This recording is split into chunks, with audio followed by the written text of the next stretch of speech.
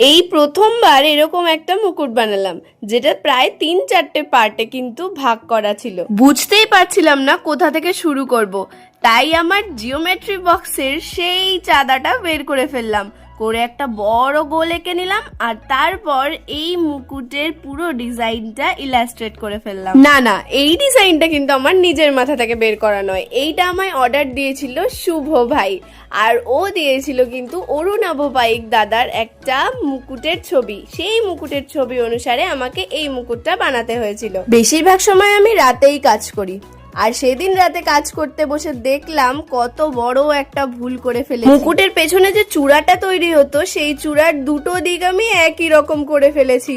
তখন আবার বসলাম নতুন করে ওটাকে ঠিক করতে।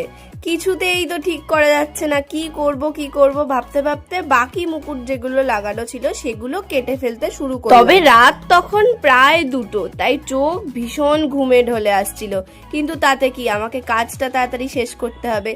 বসে বসে এক একটা করে ছোট ছোট এই পাথরগুলো লাগাচ্ছিলাম, আর ভাবছিলাম বাকি ওই চূড়ার মুকুটটা আমি কি করে ঠিক করব। আসলে রাত জেগে কাজ না করলে দিনের বেলায় আমি আবার ঠিকঠাক কাজ করতে পারি না। দিনের বেলায় মাথা থেকে এত ডিজাইন, এত বুদ্ধি কিছুই বেরোবে না।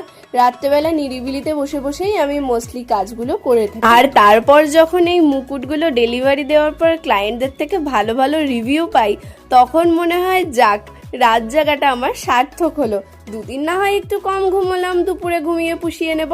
এইসব ভাবতে ভাবতেই পেছনের চূড়ার মাঝখানের দিকটা আমি পুরোপুরি কমপ্লিট করে নিয়েছিলাম। আর ওই যেটা ভুল হয়েছিল, ওটাকে আবার নতুন করে ইলাস্ট্রেট করে তারপরে কিন্তু আমি থার্মোকল কেটে নিয়েছিলাম। কেটে সবটা জুড়িয়ে আমার চূড়াটা তৈরি হয়ে গেছিল। আর এদিকে তৈরি হয়েছিল সামনের মুকুট দুটো আর পাশের ছোট্ট দুটো কানবালা। মুকুটের আঠাগুলো শুকোতে দিয়ে ঘরের এই রকম অবস্থা করে যখন বেডরুমে এলাম, তখন দেখি ঘড়ির কাঁটায় 3:10 বাজে। আর আমি তো ঘুমোতেই পারিনি, তখনও ঘুম আসছিল না যে কতক্ষণে এরকম সুন্দর মুকুটটাকে আমি ঠিকঠাক করে ডেলিভারি দেবো। কিন্তু না, এই চূড়াটা কিন্তু এখনো কমপ্লিট হয়নি, এখনো এর মধ্যে জরির কাজ বাকি ছিল। সেই কাজগুলো আমি করে নিয়েছিলাম। আর তারপর দেখো, এটা আমার মুকুটের চূড়ার ফাইনাল লুক।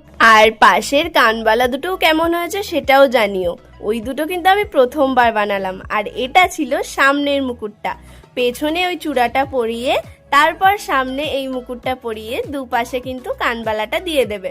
কেমন হয়েছে সবাই জানিও তো। আমার কিন্তু নিজের ভীষণ ভালো লেগেছে। চলো এবার